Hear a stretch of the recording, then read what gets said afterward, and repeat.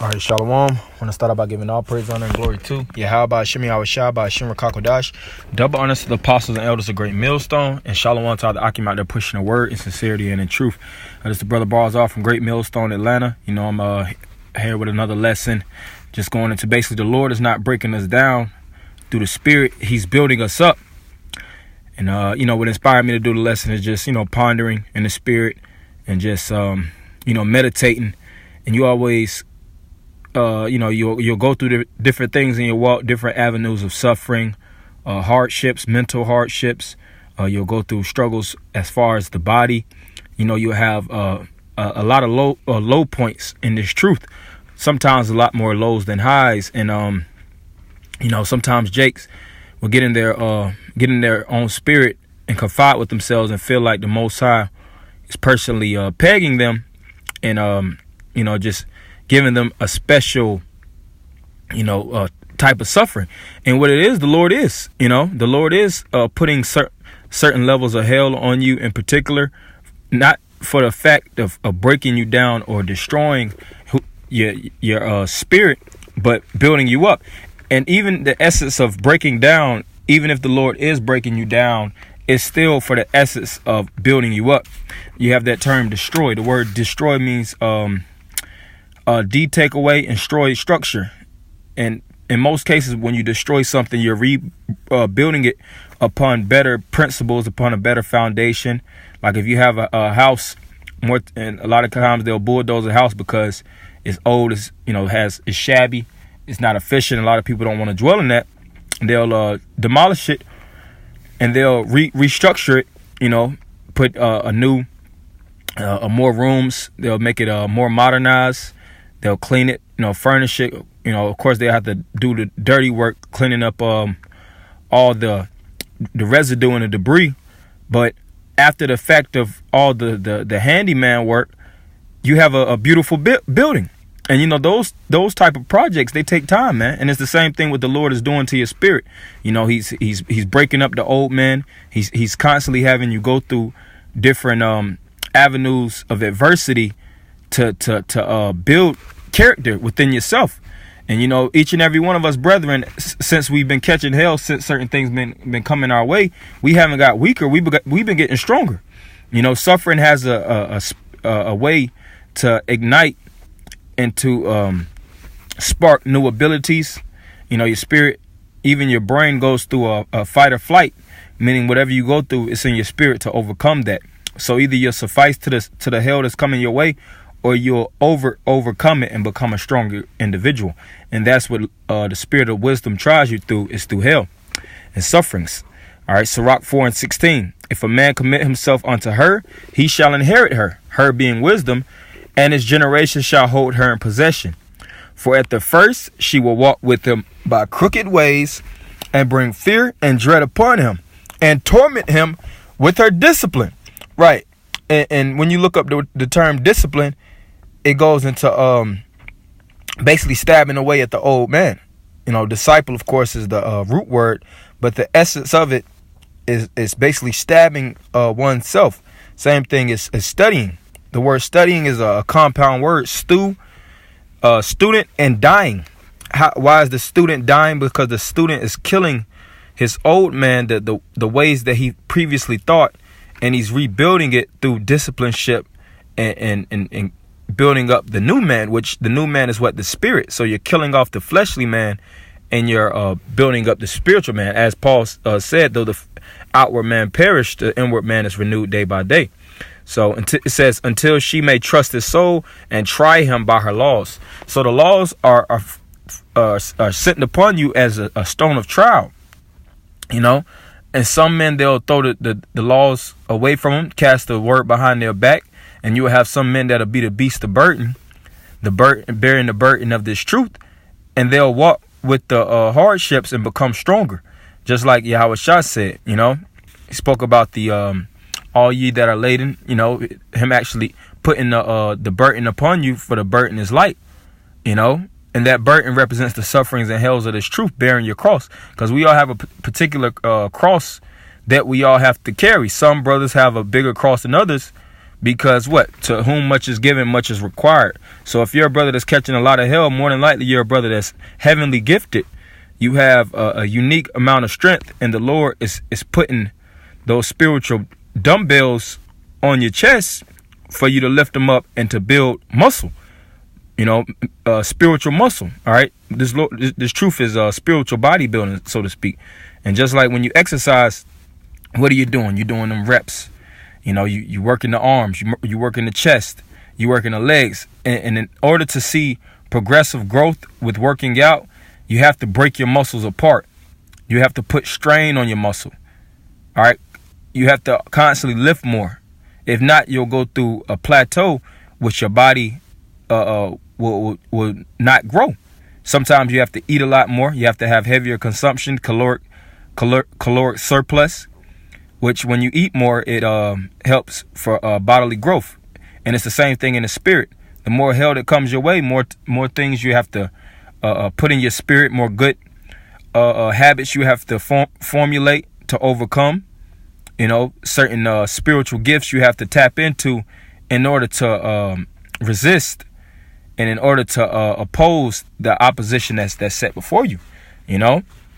Like if you have the spirit of envy that's jumping in your spirit, in most cases, what you have to do, you have to learn the spirit of envy. All right. You have to actually see where the spirit of envy stems from, and you have to overcome it by cutting it down through the scriptures of the Lord. And that in turn makes you sharp and efficient when it comes to the spirit of envy. And if you see that spirit, it makes you more cognizant and recognize the spirit actually jumping on individual, what gives you heightened discernment, and you rebuke that spirit, which stimulates the growth in yourself and the men around you. So that's the power. One example amongst many of the power of spirits and the power of adversity that comes our way.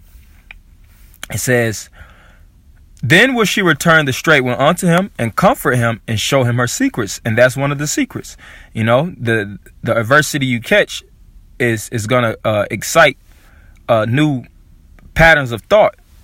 Spiritual secrets is going to reveal mysteries about you. All right. Even the internalization of oneself, you'll actually know and really truly have a full understanding of who you truly are.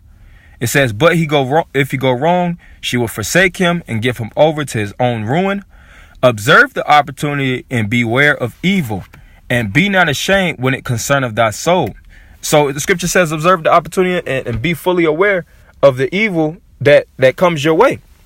Because at the end of the day, the evil is going to come. Spirits of envy, jealousy within the camp, will arise. You're going to have situations that's going to spread about. You're going to have your own physical pains that you're going to have to go through. But it's all about staying comforted with the spirit of the Lord. The word come is with, and fort is where you get the term fortitude. That's your spiritual defense. So you have to always jump into the spirit of Yahweh Shema Shai and get the full understanding of what you're going through in particular sufferings, to have a full understanding and an overview and to overcome.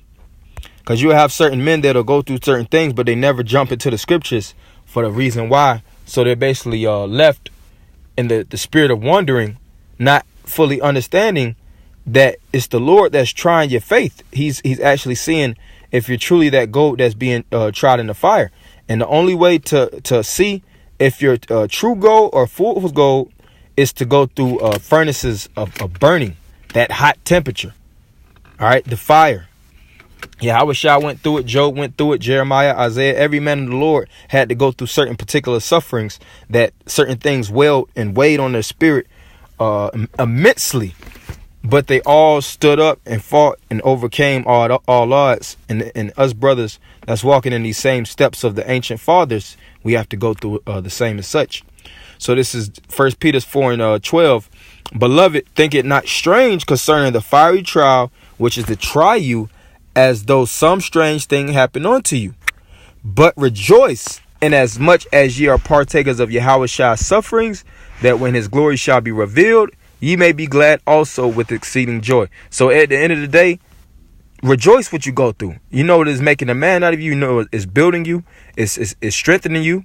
And always have your eye on the finish line. You know, when you run in this spiritual race, or when you look at these different, track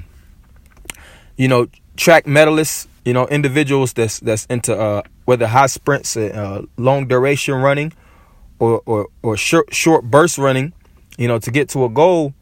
Their whole mindset is about getting to that goal, not worrying about what they have to go through, the hell of the body and the strain and the toiling, the training, the conditioning. They want that victory. So at the end of the day, they're willing to go through all odds. They're willing to train aggressively. They're willing to wake up early in the morning, building good habits, staying around positive spirits, and staying and deviating from pleasures for the fact of the victory and the championship. So we have to have that same mindset, and the Lord is going to put these different tests your way. He's going to throw trials, fiery trials, and you have to move and roll with the punches. You got to stick and move, man.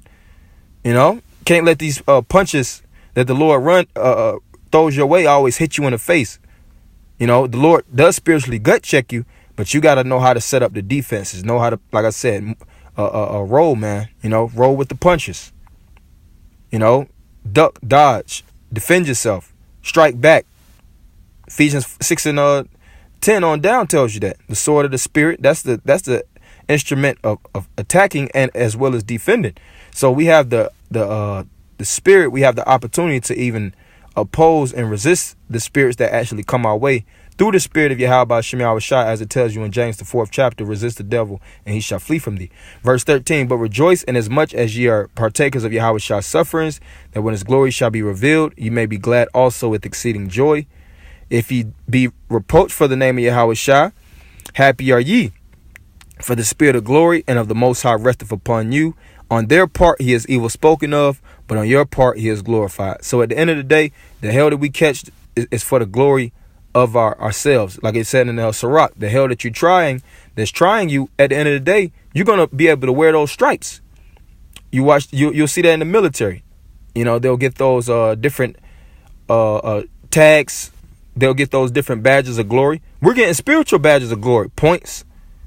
The more that we go through is heartening us, is strengthening us, and it's making us wiser and more formidable individuals to actually dominate and joint heirs with Yahushua, because Yahushua had to go through all these things to be deemed worthy to loose the 7 seals, to be deemed worthy to have this kingdom under his dominion. So we have to have the same mindset, and we have to go through the same sufferings as Yahushua.